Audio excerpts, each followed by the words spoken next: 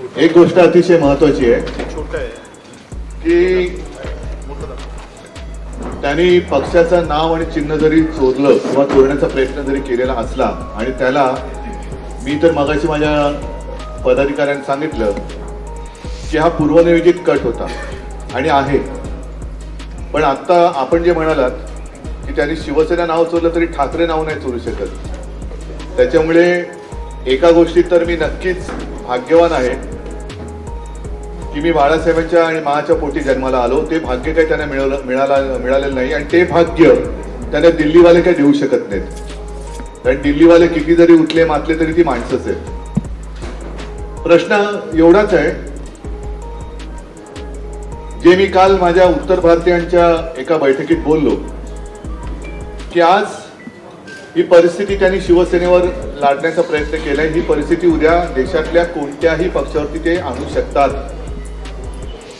आणि आत्ताच जर का याचा मुकाबला केला गेला नाही तर कदाचित येत्या 2024च्या लोकसभेची जी निवडणूक आहे ती आपल्या देशातली शेवटची निवडणूक ठरू शकेल. कारण त्याच्यानंतर हुकुमशाहीचा नंदानाच सुरू होऊ शकतो. हिंदुत्व नक्कीच आम्ही हिंदुत्व काय सोडलेलं नाही, सोडणार नाही. पण आमचं हिंदुत्व हे राष्ट्रीयत्व आहे. त्याच्यामुळे राष्ट्र प्रथम आणि हिंदुत्वाचा बुरखा घालून राष्ट्र गिळायला जर कोणी निघाला असेल तर एक कडवट सच्चा राष्ट्रवादी, आता राष्ट्रवादी म्हटल्यानंतर पुन्हा तुम्ही पवारांशी संबंध नका लावू, राष्ट्रीय हिंदू म्हणून जे या विचाराचे आहेत त्यांनी लढाईला उभं राहिलं पाहिजे. आज एक कार्टून मी तुम्हाला दाखवतोय मुद्दामून, मिड डे मध्ये छापून आलेलं आहे. आता असं म्हणतात की काही शब्द जे काही काम करू शकत नाही किंवा साधलं जात नाही काही असंख्य शब्दांनी ते एका कार्टून मध्ये साधलं जातं. तर हे मिड डे मध्ये छापून आलेलं कार्टून आहे. सामन्यात नाही, उद्या सामन्यात छापायला सांगितलेले मिड डेची परवानगी घेऊन. आणि त्याच्यात त्यांनी त्या कार्टून मध्ये असं दाखवलेलं आहे घरफोडी झालेली आहे. इकडे भगवा झेंडा पण दाखवलाय त्यांनी. हे मी काढलेलं कार्टून नाहीये. त्याच्यात तो पोलीस जो आहे तो त्या घरमालकाला सांगतो की he has 2/3 of your assets. That means it all belongs to him. म्हणजे घरफोडी केलेली आहे, दरोडा घातलेला आहे, दरोडा घालून जेवढं काही आपल्या खोक्यात घेता येईल तेवढं घेतलेलं आहे आणि पोलीस त्याला सांगते की याच्या सगळ्या खोक्यामध्ये सगळी तुझी 2/3 पेक्षा जास्त मालमत्ता याच्याकडे चोराकडे, त्याच्यामुळे सगळी उरलेली पण त्याचीच आहे. याला लोकशाही मानायची का? निवडणूक आयोगाने जो काही निकाल दिलेला आहे हा निकाल अत्यंत अयोग्य आहे. कारण घटनाक्रम जो घडलेला आहे त्या घटनेच्या क्रमाप्रमाणे निकाल अपेक्षित आहे. पहिली आम्ही 16 जणांच्या अपात्रतेची जी काही तक्रार केलेली आहे आणि त्याची सुनावणी उद्यापासून सर्वोच्च न्यायालयात सुरू होते आहे. मी मध्ये आपल्याला बोलून सांगितलं होतं की तो निकाल जोपर्यंत लागत नाही तोपर्यंत निवडणूक आयोगाने निकाल देऊ नये. ज्या पद्धतीने निवडणूक आयोगाने निकाल दिलेला आहे तो अयोग्य आहे आणि त्याला आम्ही आव्हान दिलेलंच आहे सर्वोच्च न्यायालयात. आमची विनंती की उद्या त्याची सुनावणी व्हावी. आम्ही अशी प्रार्थना सर्वोच्च न्यायालयाला केलेली आहे. मुद्दा काय येतो की 2/3 हे कधी घडले? ते एका संख्येने गेलेत का? तर गेलेले नाहीत. 16 जण आधी गेलेत, त्यांची अपात्रतेची केस ती तिकडे दाखल आहे. त्याच्यानंतर मला वाटतं 23 जणांच्या अपात्रतेची आम्ही तक्रार केलेली आहे, ती केस चालू आहे. त्याची टोटल मारून जर 2/3 करणार असाल तरी सुद्धा घटनेमध्ये असं लिहिलेलं आहे की 2/3 ना कुठल्या तरी पक्षामध्ये विसर्जित व्हायलाच पाहिजे. ते विसर्जित झालेले नाहीत.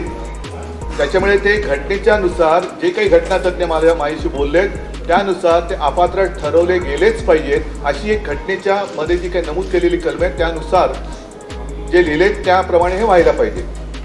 आता त्याच्या आधी निवडणूक आयोगाने ही घाई करण्याची काय गरज होती?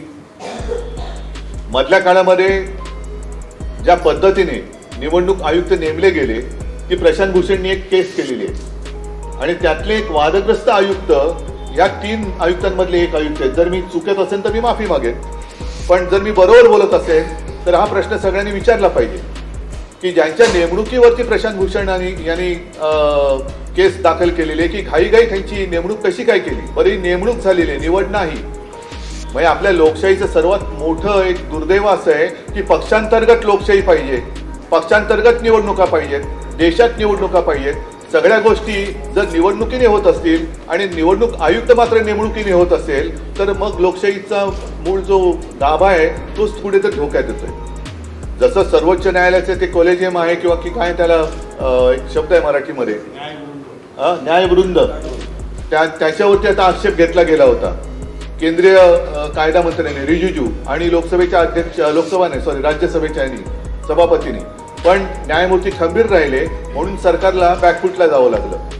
म्हणजेच काय की निवडणूक आयुक्त आम्ही आमचे चाकर असतील तेच नेमणार, न्यायालयामध्ये सुद्धा आमची सुकमत चालणार. अशा पद्धतीने जर का केंद्र सरकार जाऊ इच्छित असेल आणि जायला त्यांनी सुरुवात केली असेल तर एका गोष्टीबद्दल मला नक्कीच समाधान आणि आनंद व्यक्त करायचा आहे की ह्या त्यांच्या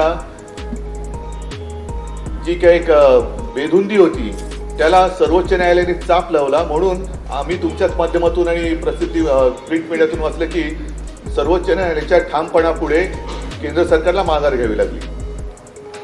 तर सर्वोच्च न्यायालय उद्यापासून सुनावणी घेतच आहे आणि त्या सुनावणीचा निकाल काय लागू शकतो हे घटनातज्ञांनी सांगितलेलं आहे. म्हणून कुठेतरी गुंतागुंत वाढावी म्हणून घाईघाईने निवडणूक आयोगाने हा निकाल तर दिला नाही ना, तीच शक्यता मला जास्त वाटते. कारण आजपर्यंत मला नाही आठवत असं कुठे झालंय की एखाद्या पक्षामध्ये वाद निर्माण झाल्यानंतर चिन्ह गोठवलं जातं, नाव गोठवलं जातं. जे नाव आणि चिन्ह आमचं अंधेरीच्या पोटनिवडणुकीचं निमित्त सांगून गोठवलं गेलं होतं. मग मला कुठे मुखवटा घालण्याची गरज नाही. मी सरळ शिवसेना उद्धव बाळासाहेब ठाकरे या नावाने आणि मशाल चिन्ह घेऊन निवडणूक लढली. आम्ही आमच्या पक्षाने ती निवडणूक जिंकली.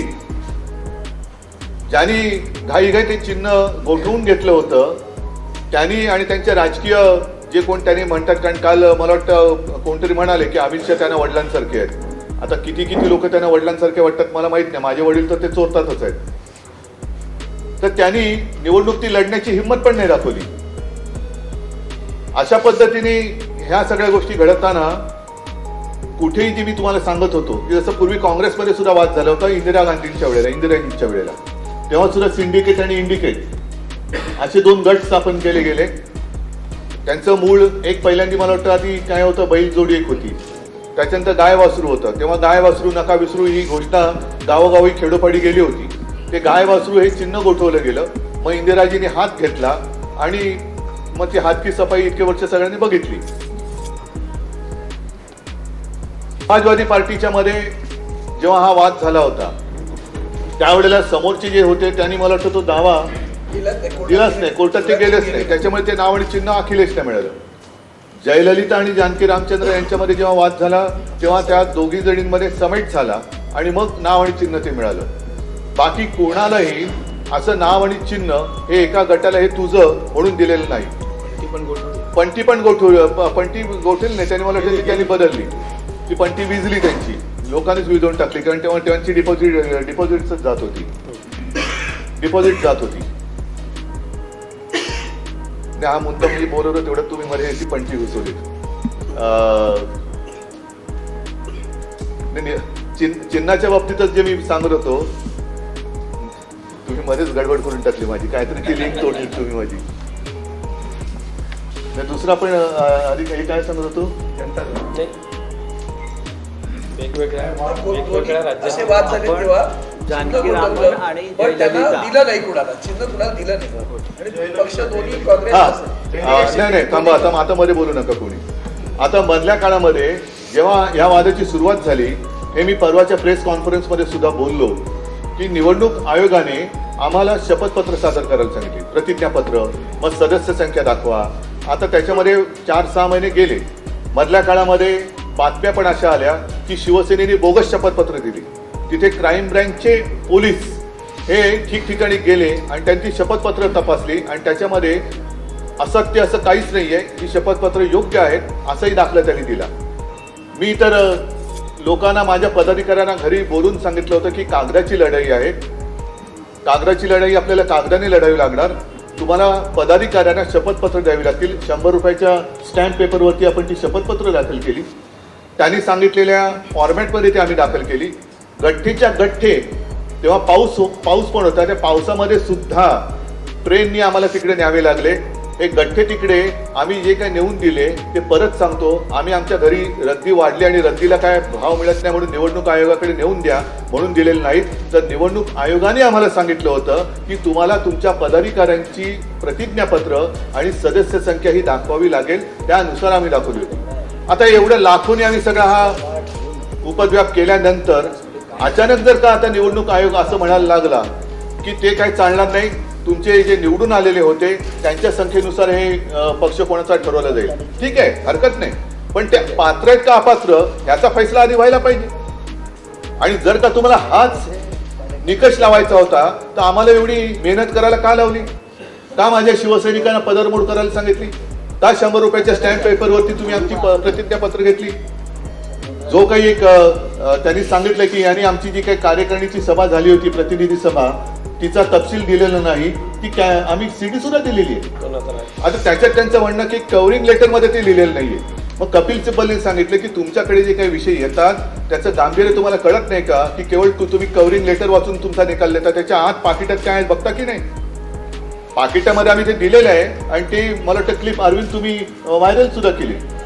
तर हा सगळा विषय बघितल्यानंतर निवडणूक आयोग आत्ताचा जो आहे तो बरखास्त झाला पाहिजे, केला पाहिजे आणि निवडणुकीच्या प्रक्रियेने निवडणूक आयुक्त नेमले गेले पाहिजेत, ही माझी शिवसेनेची मागणी आहे. कारण हा निकाल मी मानायला तयार नाही. हा सरळ सरळ अन्याय आहे. आणि काल परवाकडे अमित शहा येऊन गेले आणि त्यांनी सांगितलं की शिवसेना आणि भाजप युती ही युती नाही, हे चोरलेलं धनुष्यबाण आहे, चोरलेलं धनुष्यबाण आहे. आणि मी तर आव्हान दिलेलं आहे की हे शिवधनुष्य आहे, जे रावणाला नाही पेललं ते मिंद्यांना काय पेलणार आहे? मिंद्यांना तर पेलणंच शक्य नाहीये. पण त्यांच्या मागे जो शिवसेना संपवण्याचा कट आहे, म्हणजे आज शिवसेना नाव आणि चिन्ह हे त्यांना देण्याचा प्रयत्न झालेला आहे. उद्या त्यांच्या ज्या केसेसमुळे ते तिकडे गेले त्या केसेस कडून यांना संपवलं तर शिवसेना संपली, असं जर का दिल्ली शहराचा डाव असेल तर हा एवढं काही सोपा नाहीये. आणि म्हणून मला असं वाटतं की एक शेवटची आशा सर्वोच्च न्यायालयाकडनं आम्हाला आहे. आम्ही निवडणूक आयोगाच्या विरुद्ध, कालच्या निकालाच्या विरुद्ध सर्वोच्च न्यायालयात गेलेलो आहोत. उद्या त्याची सुनावणी घ्यावी म्हणून सर्वोच्च न्यायालयाकडे प्रार्थना सुद्धा केलेली आहे. आणि आम्हाला खात्री आहे की त्यावेळेला दूध का दूध आणि पाणी का पाणी काय असतं ते झाल्याशिवाय राहणार नाही. ठीक आहे, हे एवढं मला म्हणून सांगायचं होतं. या पलीकडे तुम्हाला काय विचारायचं असेल विचारा. अजिबात होऊ शकत नाही. कारण याच्यामध्ये ज्या वेळेला 2 गटांना मान्यता दिली गेली त्यावेळेला दोन्ही गट आहेत हे मान्य केलं गेलेलं आहे. त्याच्यानुसार त्यांना ते नाव आणि चिन्ह, आम्हाला नाव आणि चिन्ह वेगळं दिलं गेलं. जो प्रश्न होता मूळ नाव आणि चिन्ह हे कोणाचं ते तसं त्यांनी देता कामा नये, तसं ते देऊ शकत नव्हते. ती सगळी खातरजमा केल्याशिवाय आम्ही त्याला चॅलेंज दिलेलं आहे. पण त्या गटाला त्यांनी ते नाव आणि चिन्ह दिलेलं आहे. आमच्या गटाचा आणि त्या गटाचा संबंध नाही. आता 28 तारखेनंतर हे चिन्ह जे आहे ते तेवढीच मुलं आहे, पक्षाचं नाव देखील तेवढीच मुलं जाणार आहे. तुम्हाला ठीक आहे ना. नवीन नाव शोधा. मुळामध्ये पहिल्या प्रथम आम्ही सर्वोच्च न्यायालयात या आदेशाला आव्हान दिलेलं आहे. त्याच्यामुळे 2-3 दिवसात ते काय निर्णय देतात हा पण एक महत्त्वाचा विषय राहील. आणि स्थगिती दिल्यानंतर शेवटी नाव आणि चिन्ह हे आम्हाला सुद्धा आमचं जे आत्ता तात्पुरतं जे काय आहे ते पुढे हे करण्यासाठी मागणी करावीच लागेल. ते त्यांनाही करावी लागेल. त्यांचं जे काय तात्पुरतं नाव आणि चिन्ह आहे ते त्यांच्यासाठी त्यांनाही मागणी ती करावी लागेल. नाही, या दरम्यानच्या काळात ते अपात्र ठरले तर काय होणार त्यांचं, हा पण प्रश्न आहे. मग ते 40 लोक अपात्र होतील.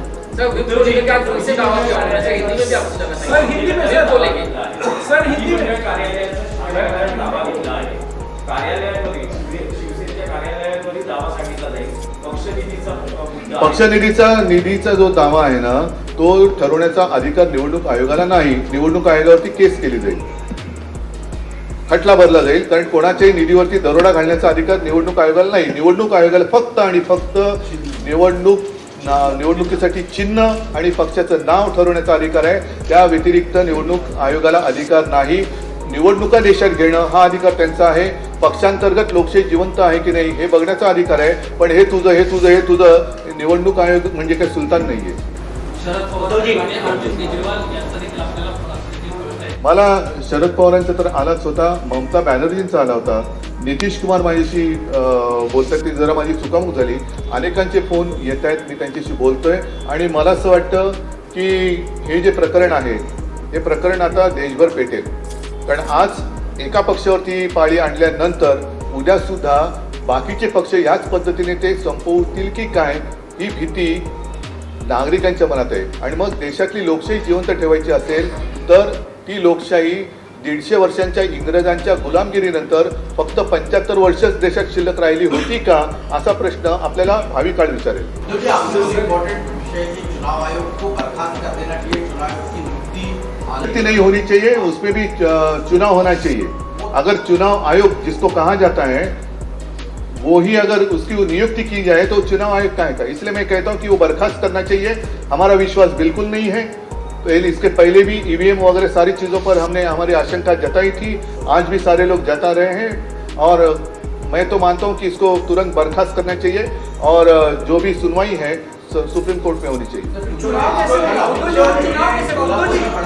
हाँ तो हिंदी में बात कर रहा हूँ ना, करने दो. बड़ा बयान दिया है, उन्होंने कहा है कि पिछली बार हम लोगों ने 42 सीटें जीती थी और हमारा टारगेट 48 सीटें जीतने का. पूरे देश में मेरी शुभकामनाएं उनको. वो अमित शाह जी ने कहा 48 सीट तो पूरे देश में है, 48 सीट भी उनकी आई तो मेरी शुभकामनाएं उनको. ये देखो जो देश की जनता है ना वो एकदम निस्वार्थीपणाने आणि प्रामाणिकपणाने बघत असते.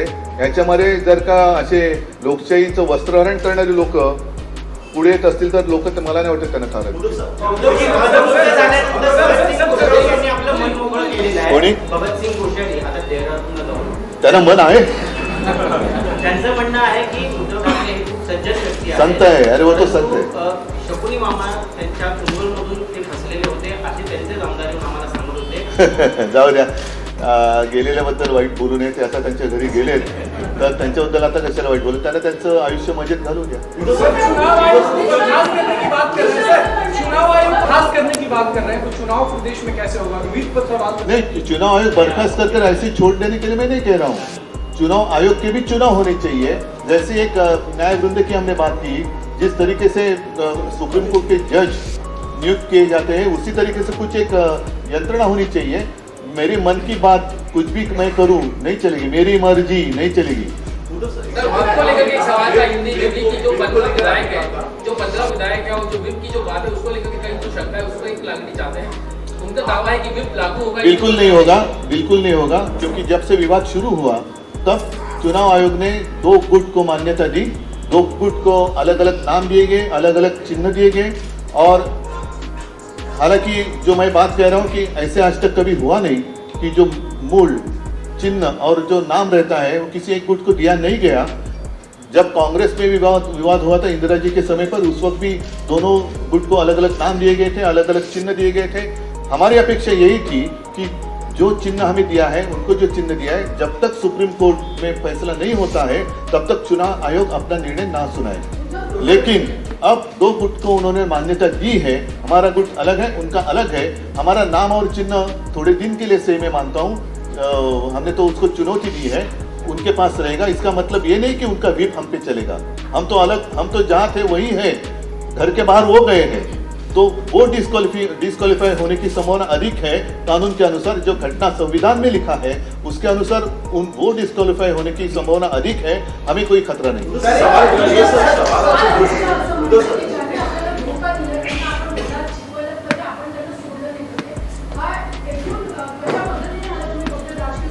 हे त्यांच्या मनातले जो काही डाकूपणा आहे तो समोर आलेला आहे.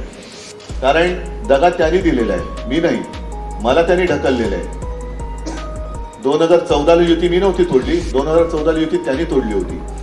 2019ला सुद्धा 2.5 वर्षाचं एक आमच्यात जो करार झाला, जे मी खुलेआम शपथ घेतली, माझ्या आई वडिलांची शपथ घेतली, त्यानुसार जर झालं असतं तर आज हे सन्मानाने झालं असतं. दगा त्यांनी दिलाय, मी नाही. आणि त्याच्यामुळे ते जे बोलले ज्यांना दगा दिले त्यांना धडा शिकवायचं हे बरोबर आहे. ज्यांनी दगा दिले त्यांना लोक धडा शिकवतील. उसे लेकर भी कहीं ना कहीं सवाल है वो किसके पास रहेगा, शिवसेना शाखा मुंबई में हो या पूरे महाराष्ट्र में हो, उसे लेकर भी एक पहले कल हमने जो चुनौती दी है इलेक्शन कमीशन के निर्णय पर, वो देखना महत्वपूर्ण रहेगा.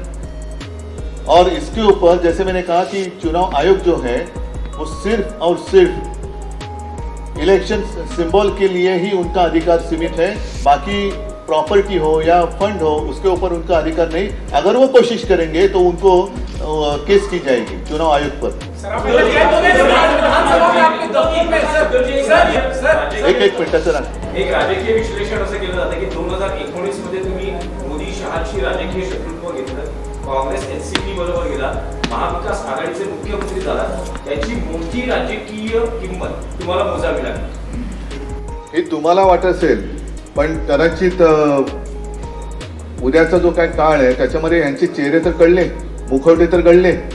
ज्यांना 25-30 वर्ष आम्ही आपलं म्हणून जपलं, अगदी मोदी आणि शहाना सुद्धा ज्या शिवसेना प्रमुखांनी वाचवलं, त्यांची नियत ही लोकांना कळावी, त्याच्यासाठी तरी घडलं असेल की हे काय आहे, खरं हिंदुत्व काय आहे हे लोकांना कळलं पाहिजे, म्हणूनच कदाचित या घटना घडल्या असतील।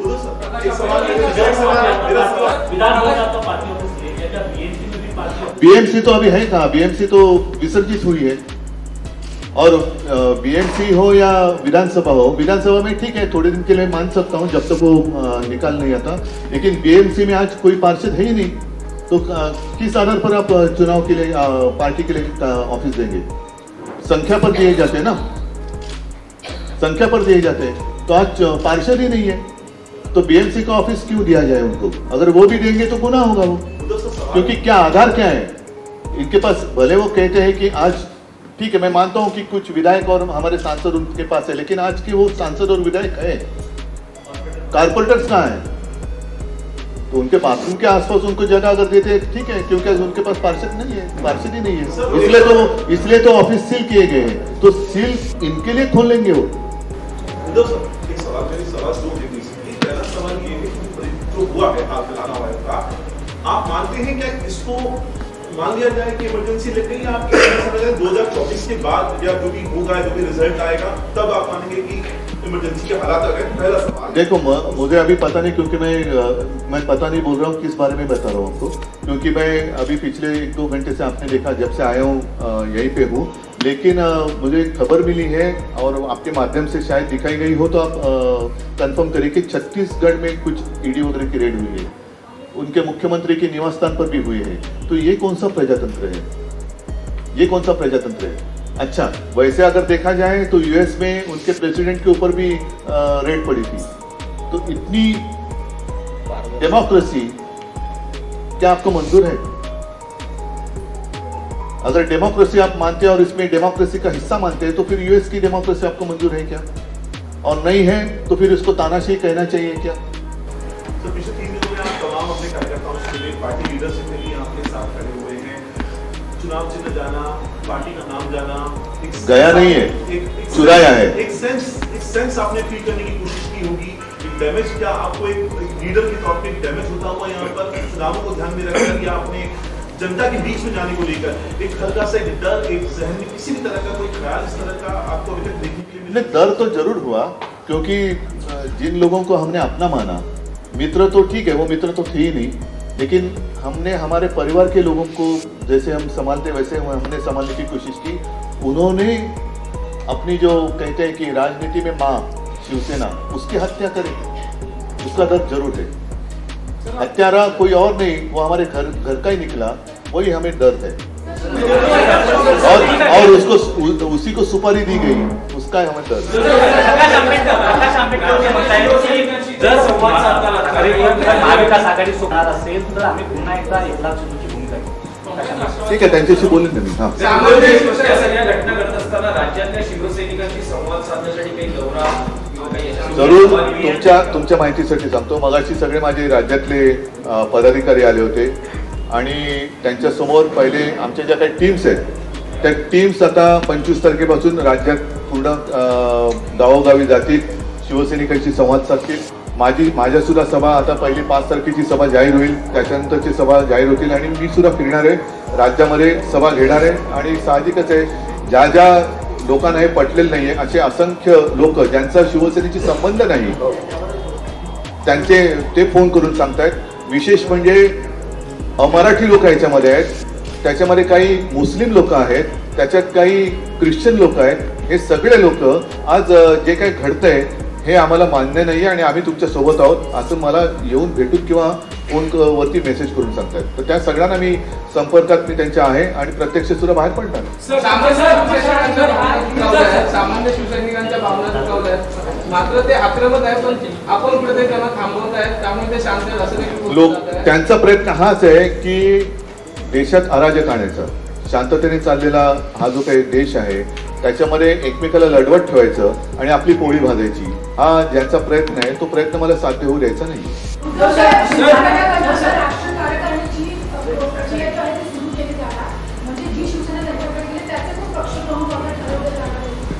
मला आता लोकांना हेच विचारायचं की जी शिवसेना आणि तुम्ही जे म्हणाला ठाकरे, आता त्यांनी बाळासाहेबांचं नाव आणि चेहरा वापरतायत, तो काढण्याची हिंमत दाखवावी आणि स्वतःच्या वडिलांचं किंवा स्वतःच्या नावाने शिवसेना चालून दाखवावी. त्यांनी ठाकरे नाव काढावं. या शिवसेना घेताय ना, तुमचं स्वतःचं नाव तिकडे पक्षप्रमुख म्हणून किंवा शिवसेना प्रमुख म्हणून लावा किंवा तुमच्या वडिलांचं नाव लावा आणि शिवसेना चालवा. माझं आव्हान आहे त्यांना. माझ्या वडिलांचं नाव चोरण्यापेक्षा स्वतःच्या वडिलांचं नाव लावा, स्वतःचा चेहरा लावा आणि लोकांच्या समोर या. लोक काय विचारतात बघा. खरं म्हणजे शिवसेना कोणाची हे दसऱ्याच्या दिवशीच जाहीर झालं होतं. ज्या पद्धतीने शिवतीर्थावरती शिवसेनेचा मेळावा झाला आणि जो विकतचा मेळावा तिकडे झाला ज्याचा हिशोब अजून येणं बाकी आहे BKC ला, तिथून लोक कशी उठून गेली, त्याच्यानंतर तुम्हीच दाखवताय त्यांच्या सभा कशा रिकाम्या खुर्च्या पडतायत, लोक कशी उठून जात आहेत. तर हे पुरेसं आहे, बोलकं चित्र आहे.